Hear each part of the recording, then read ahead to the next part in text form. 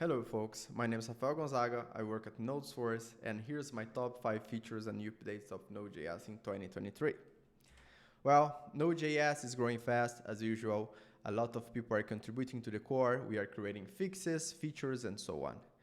It's crucial for developers to stay up to date with recent changes of the Node.js. However, it's challenging as we are releasing a lot of versions recently. The summary of this video should help you as a developer. First one, security initiatives. We have released an experimental feature in 2023 called the permission model. This feature allows you to restrict access to environmental resources, such as a file system or inspector protocol. The usage is pretty simple. Let's say that you want to give read-only access to the endpoint of your application. I pass the experimental permission flag, and then I pass the allow fs read if I want read-only access to this file. If this file attempts to read from a different path, it will throw an error. Yeah, access to this API has been restricted. So I highly recommend you to check it out. It's an amazing security initiative. The second one, also in the security initiatives, we have automated the updates of all dependencies of Node.js. So, for instance, Node.js uses libuv, v8, OpenSSL. And when these dependencies release a patch, we need someone volunteering to create a pull request to update it on Node.js.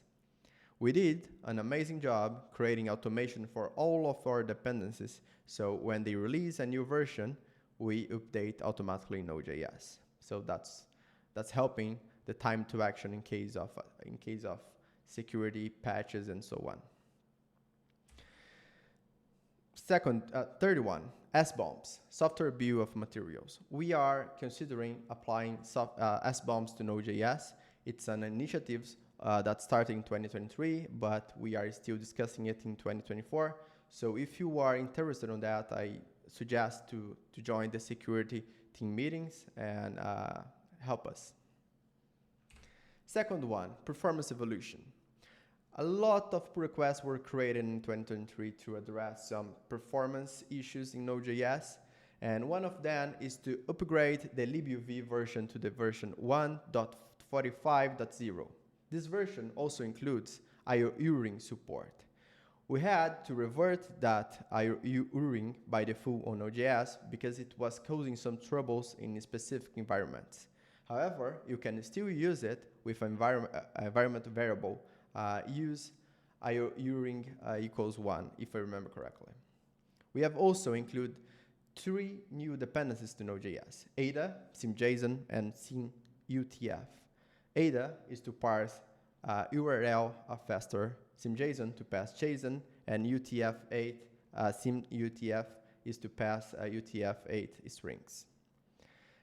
Some initiatives addressing identified bottlenecks, async hooks, and web strings started, and some pull requests were merged. So I expect more involvement on this in 2024.